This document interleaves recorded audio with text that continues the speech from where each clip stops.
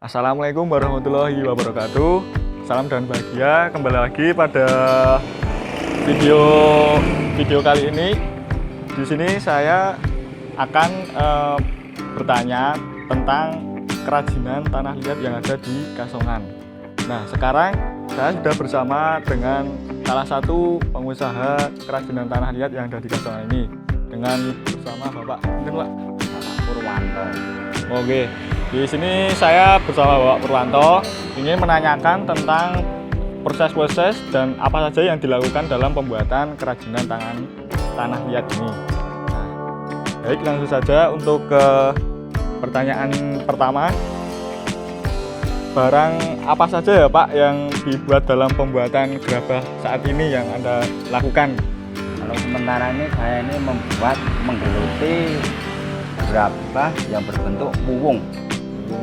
Wuwung itu hiasan atap rumah.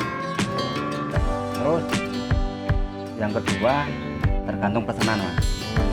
Tergantung pesanan dari luar itu apa, atau berbentuk goci atau pot-potan atau model karakter hewan seperti ini. Untuk kebanyakan pesanan dari luar itu apa sih Pak yang kebanyakan untuk dipesan? Itu kalau dari luar negeri loh, Mas. Ekspor itu yang banyak itu sekarang patung Buddha, terus atau goci yang antik lah kasarannya. Kemudian mulai kapan Bapak ini merintis usaha pembuatan tanah liat ini Pak? Anu, keturunan dari nenek moyang, terus aku istilahnya keturunan yang keempat lah, buyut. Iya. Berarti Kalau saya itu menggeluti tanah liat di rumah loh. Kalau dulu saya ngikut orang, juragan gitu. Terus lama kelamaan saya ingin mandiri sendirilah. Nah itu akhirnya seperti ini. Itu selama tahun lekase loh Mas, di rumah itu 2005 Bu ya. Saya sendiri. Berarti mulai pengrajinan ini dilakukan secara turun-temurun oleh keluarga ya Pak, berarti ya, keluarga sampai ke Bapak ini yang berada di turunan keempat. Kalau dulu yang pertama seperti nenek saya itu kan dulu bikinnya itu masih yang tradisional, seperti gentong, terus angklung seperti itu, keren dan lain-lain. Itu khusus untuk tradisional, untuk alat-alat rumah tangga gitu. Lama kelamaan kan berkembang gitu. Terus adanya sekolah dulu di SMIK kan ada untuk kerajinan dari pembuatan tanah gerabah di Kasongan itu kan ada 3 cara. Pertama cetak seperti saya itu. Kedua manual seperti Simbok, bikin pot pakai tangan dengan alat putar yang namanya perbot. Terus yang ketiga manual. Dalam arti manual itu kita bikin seperti ini, hewan-hewan. Kalau ini kan diputar nggak bisa. Dicetak bisa, tapi kan satu persatu bikin kaki dulu, pelan-pelan gitu. Nah itu 3 cara pembuatan gerabah di Kasongan. Terus yang kedua itu alat putarnya itu Jawa telu 3 macam. Bahannya dari kayu, dari semen, terus dari besi. Yang saya pakai itu dari besi. Oh itu besi Pak? Alat putarnya. Terus yang dari kayu dari ini, dari Simbok itu. Kalau yang gipsum itu seperti apa? Gipsum itu cuman untuk bikin cetakan. Oh cetakan. Tapi bahannya kayu semen. Yang lembut itu. Tapi warnanya putih. Nah itu. Terus yang bahan untuk bikin cetakan itu ya penuh Mas. Ada dari gipsum, dari fiber, dari kayu. Nah itu. Tanah Kasongan itu bisa untuk mencetak kerajinan tangan seperti itu ya Pak. Kemudian ya mungkin tadi dari terus Mas, cara pencampuran tanah.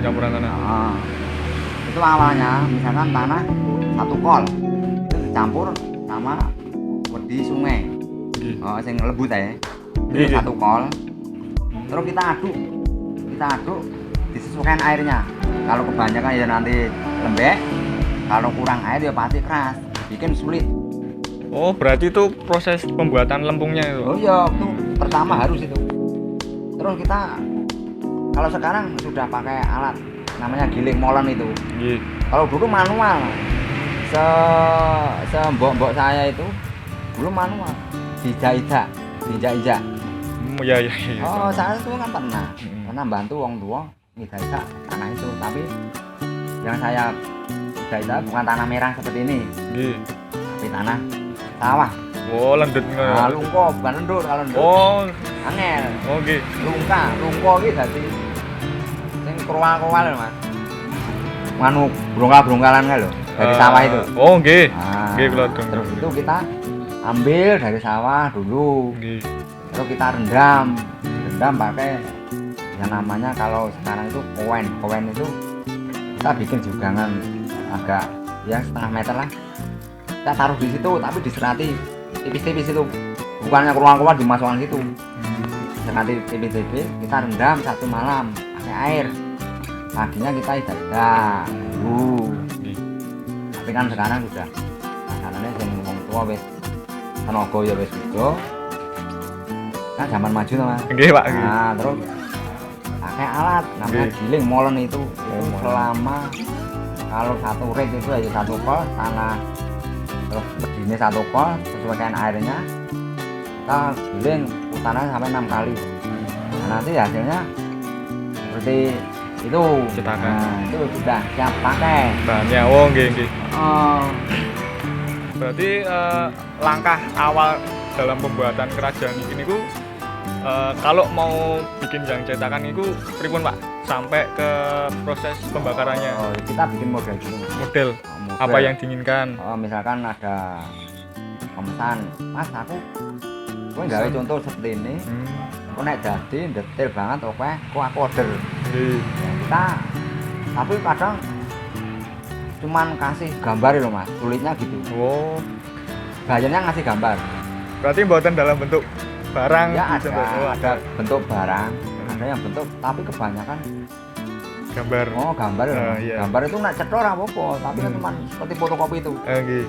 Hasil itu bikin dulu model sebagus mungkin. Nggih. Kita bikinnya elek-elek 2 Mas, kok yang cocok sing mana, kita baru kalau detail bagus cocok kita cetak.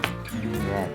Nah itu kan otomatis sing ora iso gawe secara manual bisa bikin, tapi kan lewat Cetakan. Nggih.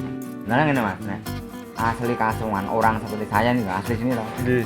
saya bikin bisa, saya nyetak Nggih. manual ya bisa, terus kita menghaluskan bisa, cara pengeringan, pembakaran sampai finishing pun bisa.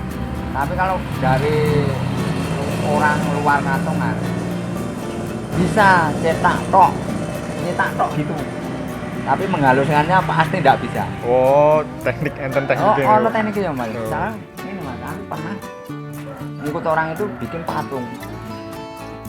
Aku kan ditarik juragan. Perwarep terus ini nyetak apa ngelus. Tapi aku nek nyetak tok rong ngelus sisa sak ada sini. Orang, mergane sing tukang cetak ini luar kasungan pembantu ngono. Oh, nggih. Bisanya cuman nyetak tok.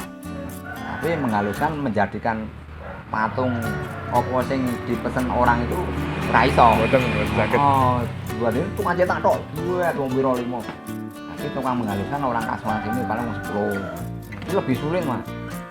Orang luar kasungan kalau nyetak cuma nyetak tok.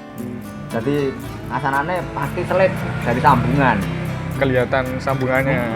Mesti selip lho Mas. Jadi angel. Oh, iya. Cuman kan harus pas. Oke. Nah, Setelah itu setelah dicetak kan berarti ada proses pembakarannya Pak. Nah, proses pembakarannya itu mungkin bisa dilakukan berapa lama itu Pak? awalnya cetak dulu toh. Nggih. Jadi seperti itu, nanti Nggih. kita haluskan. Oh iya. Itu kita ngin-nginkan dulu. Kasarnya di tempat yang agak sejuk seperti ini. Jangan sampai langsung kena matahari. Kalau kena matahari gampang retak. Pecah. Bukan hancur enggak, tapi cuma retak. kita ngeningkan di sana biar kena angin dulu. Nggih. Nanti kalau sudah ada asalnya akas itu agak memutih, kita jemur pakai langsung kena matahari tidak apa-apa. Setelah itu kita masukkan oven. Itu penjemurannya 1 hari Pak? Cukup?